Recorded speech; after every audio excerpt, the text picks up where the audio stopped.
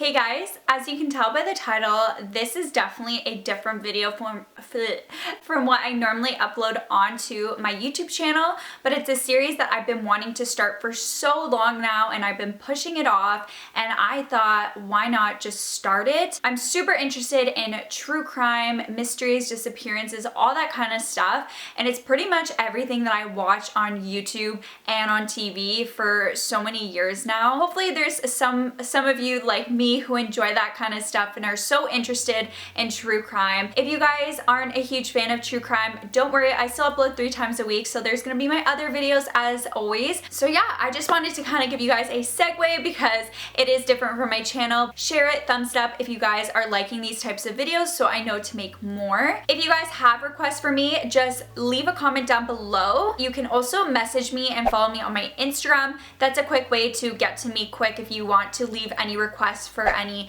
cases. I'd love to hear what you guys want to see. Today I thought I would start with the Watts family case. It's a super popular case right now in the news and it happened fairly recently over the summer. Ever since this has come out in the summer, I have been keeping up with it and I haven't been able to stop thinking about the victims and the case. It's just so tragic and vicious and just so heartbreaking. I'm going to give you guys a whole background about the case. I am going to talk about the background of the victims and the people involved. I'm also going to talk about the disappearances, the actual case, the trial, what happened after the trial. So this is definitely going to be a long video and it's just going to be all the information when it comes to the case. So that being said, let's just jump into the case. So this case involves the murders of Shannon Watts, her 2 daughters, and unborn child. So to back it up and start from the beginning, Shannon Watts was a beautiful, young, and ambitious woman. She was 34 years old at the time of her passing. On her Facebook, it states that she was born in New Jersey. However, she did live in North Carolina with her family growing up there, and that's where she actually met her husband, Chris Watts, who was 33 years old. How they met was Chris Watts actually sent over a friend request to Shannon on Facebook. During this time, she actually rejected it and she was going through a really hard time in her life. She was struggling with a lot of health issues and she was recently diagnosed with the autoimmune disease lupus and was told that she wasn't going to be able to have kids as well in the future.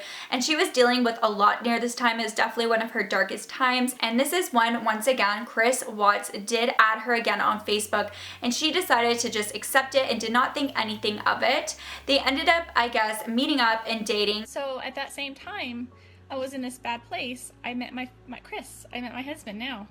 And he's been the best thing, besides my children, that has ever happened to me. 6 years ago, they got married and became husband and wife, and they actually picked up and moved to Frederick, Colorado, where they bought a 5-bedroom, beautiful home in 2013. So this is when they started their family.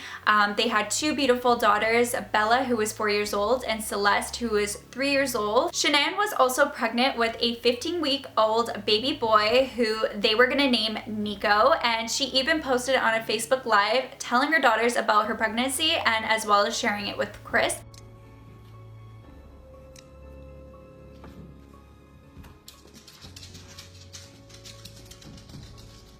We did it again. I like that shirt. So pink means... That's just the test. I know. It just says the pink is going to be girls. I don't know. Just the test. That's awesome.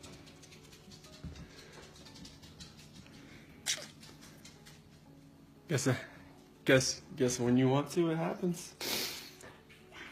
Guess what, girls?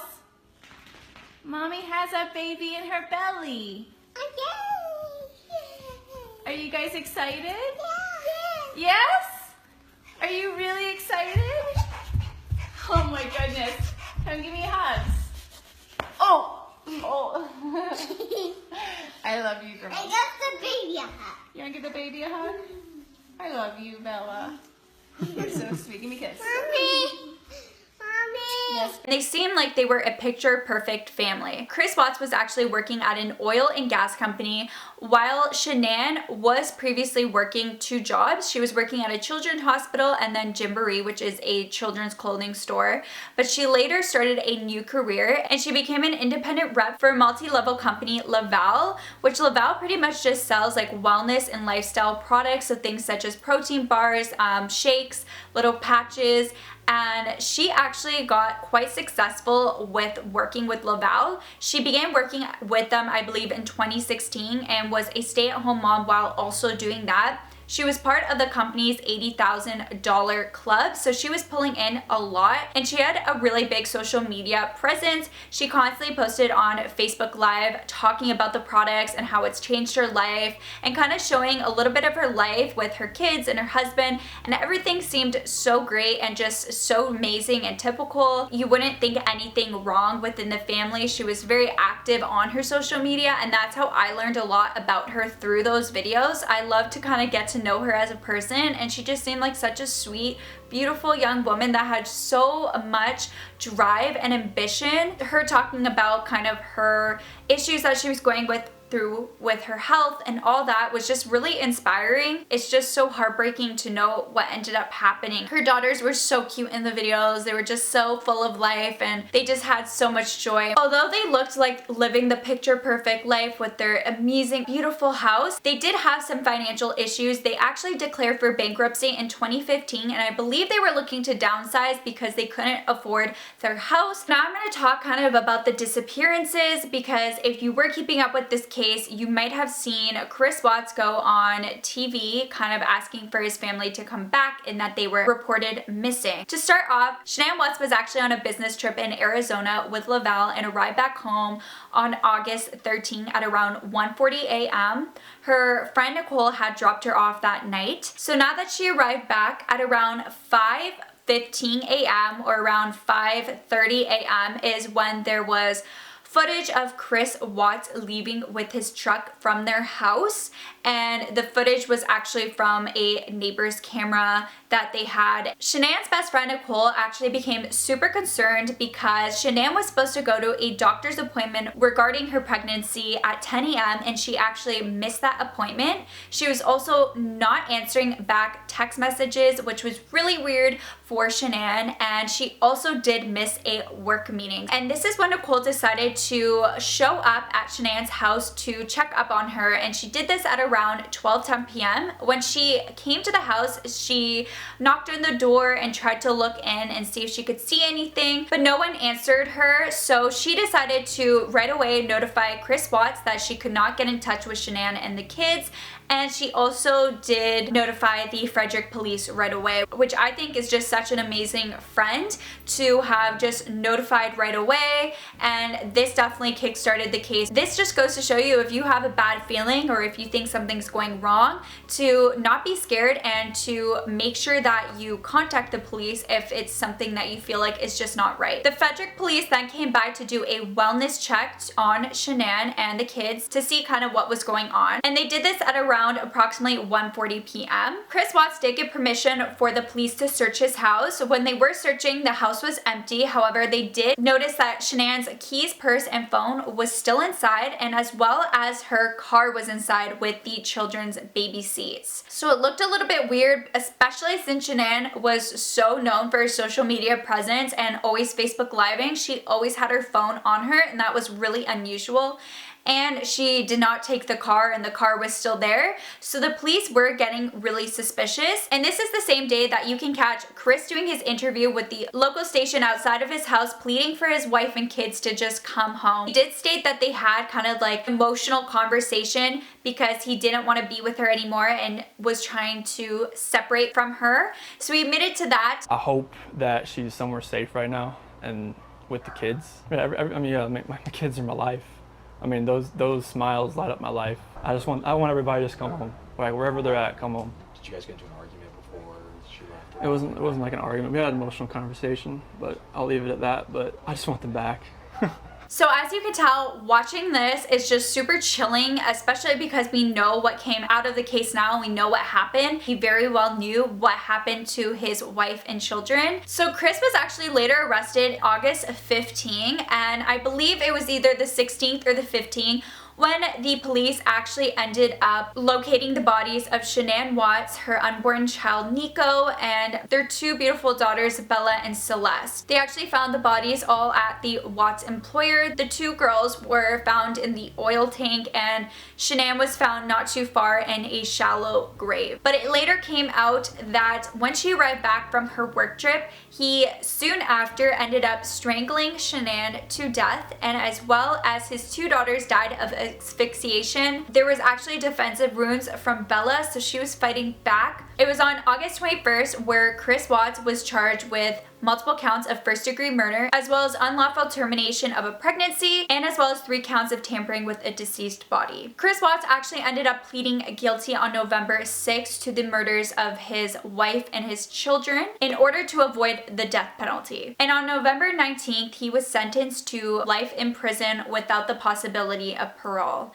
And that is where he is today, is in jail for the rest of his life. So now I'm going to talk about why. How did this happen? That is one of the biggest questions so many of us have when things like this happen, is why and how could they do that? What led them to do this? And a lot of things actually came out. A lot of people were confused at first because they looked like such a perfect couple and they had no issues. Shannon has posted so many cute posts on her Facebook, just basically being so appreciative of Chris, thanking him for being such an amazing father and husband. But unfortunately, in the summer, she was starting to know a little bit of a change with Chris. So in the summer, Shannon actually took a 5-week trip out to North Carolina to visit family with her daughters without Chris, and Chris met up with them on the last week of the trip. She actually left on June 27th to July 30th with her daughters. So during this time, Chris Watts was actually having an affair with a Colorado woman, Nicole Kessinger, in which he met during work. Text messages came out that during this time when she was on the trip,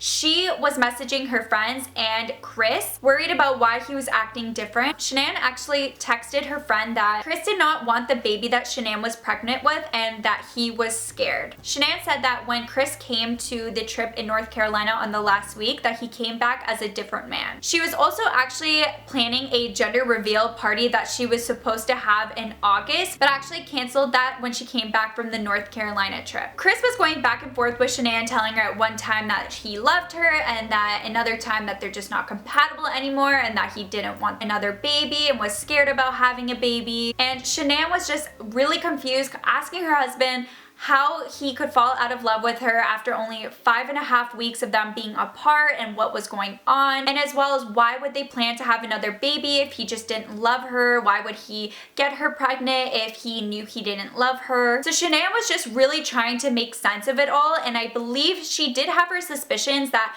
Chris was having an affair, and she did bring that up, but he was just kind of going back and forth, telling her that he just fell out of love with her and they're just not compatible anymore.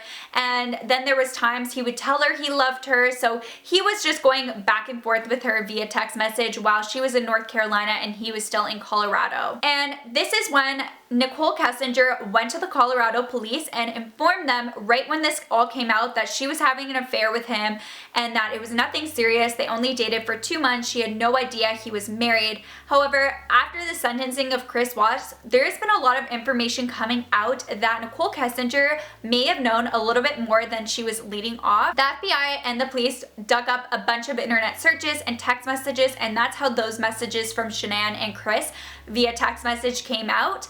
And Nicole Kessinger was found to be searching a ton of different things, such as, are police able to uncover deleted messages? There's been hours of searches on her computer of Shannon Watts on her Facebook, so she very well did know that Shannon was married to Chris Watts and they were expecting a new child.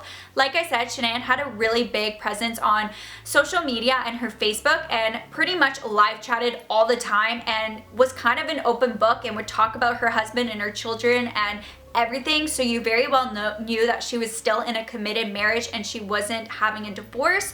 While Nicole did state at first that Chris told her that they were having troubles, and they were on the works of getting a divorce finalized. There was searches of her searching up Amber Frey, who was the mistress of the Peterson case, which if you guys want me to do that case, I definitely will. And she searched things up such as Amber Frey's book deal, and as well as did people hate Amber Frey. So there was definitely a lot of things happening in the summer where Shannon was pretty much trying to fight for her family. She didn't want to get a divorce. She wanted her kids to be in a loving home, and she wanted to work on their marriage. She loved Chris, and she loved her family and wanted nothing but to be together, and she didn't understand what changed all of a sudden. And Chris was living this double life of having an affair. There has been reports as well that there was more people involved. However, I'm not too sure if that is just speculation or people are coming out and it's not necessarily true. So I didn't really want to talk about that, but we do know that he was having an affair with Nicole during that time when she was in North Carolina with her daughter's visiting family. But that is all I have for you when it comes to the Watts case. There's still little details coming out. If more things come out, I will definitely let you know about it.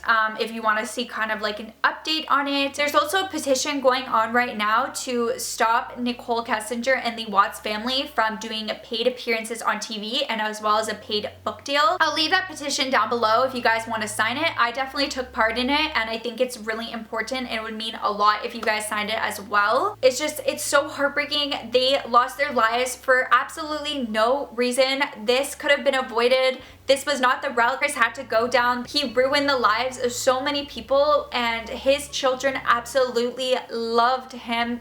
My daddy is a hero.